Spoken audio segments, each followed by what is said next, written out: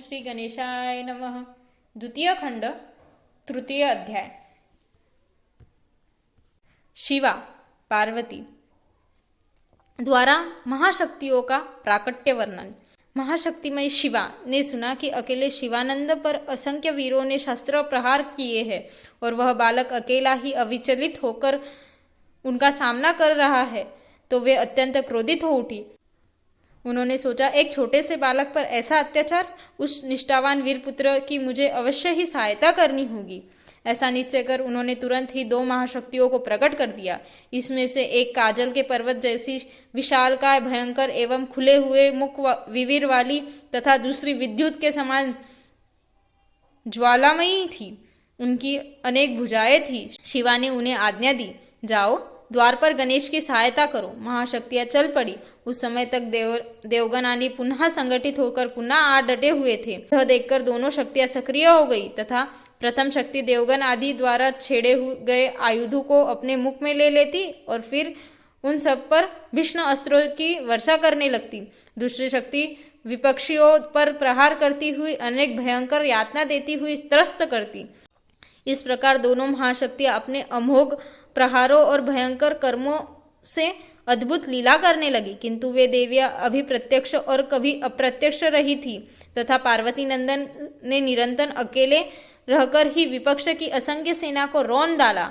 जैसे मंदराचल द्वारा समुद्र का मंथन किया था, वैसे ही अकेले शिवपुत्र ने शिवजी की दुरस्तर विशाल सेना का मंथन कर डाला। बालक के हाथ में इंद्रादि सब देवगण एवं शिवगण शस्त्र विशत एवं अत्यंत व्याकुल हो उठे और परस्पर विचार करने लगे, क्या करना चाहिए, किधर जाए। देशों विदेशों में से कोई भी तो नहीं दिखाई देता और यह बालक भी इतना अद्भुत कर्मा है कि अपने परिग्रह को दाएं बाएं दोनों ही और सरलता से घुमा रहा है। इस प्रकार किसी को भी कुछ दिखाई नहीं दे रहा था। सभी भागने के लिए दिशा खोज रहे थे। उस समय नारद जी, ऋषिगण तथा अप्सराएं आदि अपने हाथों में पुष्प और चंदन लिए हुए अत्यंत भयंकर युद्ध को देख रहे थे। वे सब भी आश्चर्यचकित थे कि ऐसा युद्ध कभी नहीं देखा। शिवापुत्र के समक्ष विपक्षी सेनाएं तब अधिक न टिक सकी।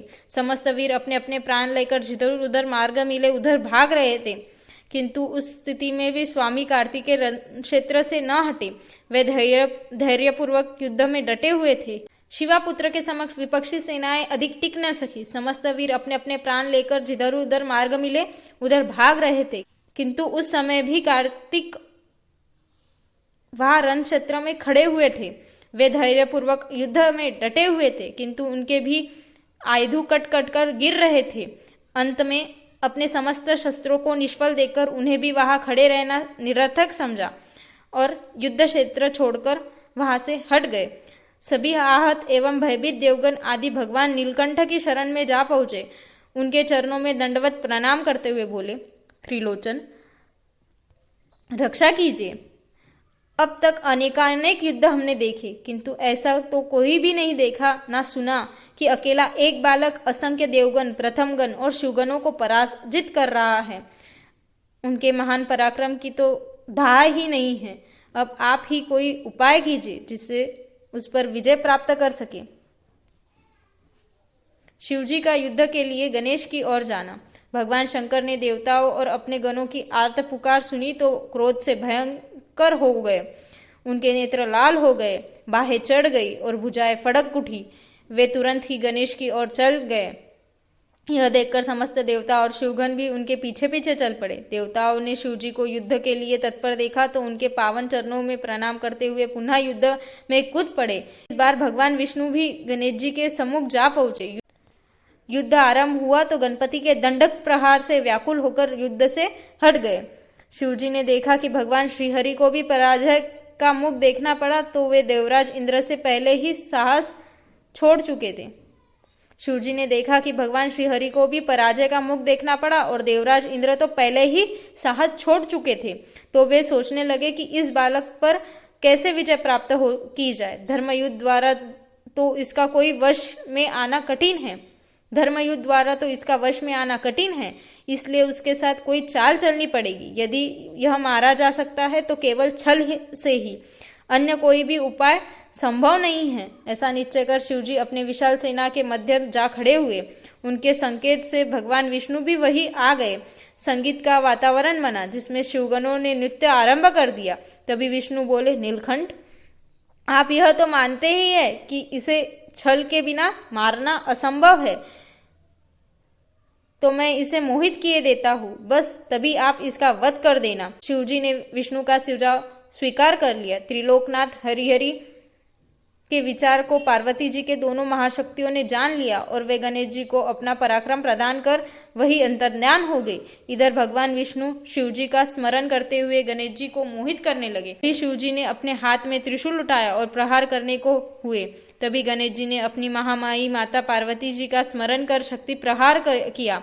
वह शक्ति प्रबल वेग से जाकर लगी, जिससे उनके हाथ से त्रिशूल छूटकर दूर धरती पर पड़ गया।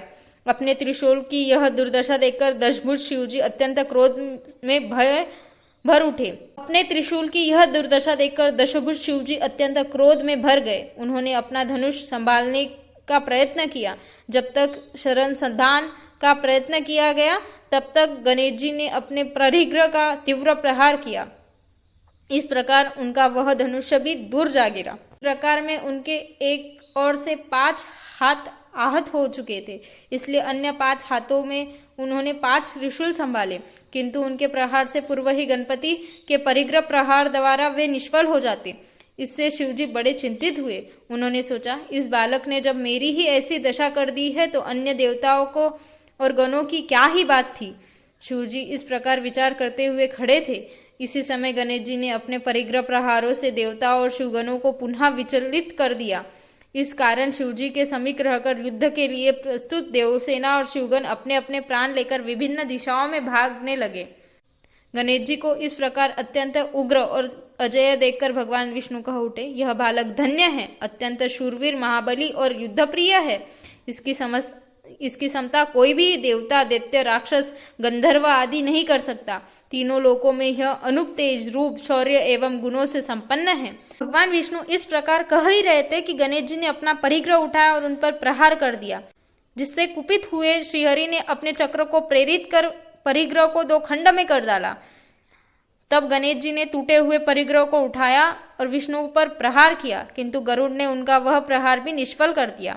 अब विष्णु ने गणेश पर प्रहार किया तो उन्होंने भी उनके प्रहार को विफल करते अपनी माता प्रत्यंत दिव्य छड़ी से प्रहार किया, किंतु वह भी गरुड़ ने व्यर्थ कर दिया।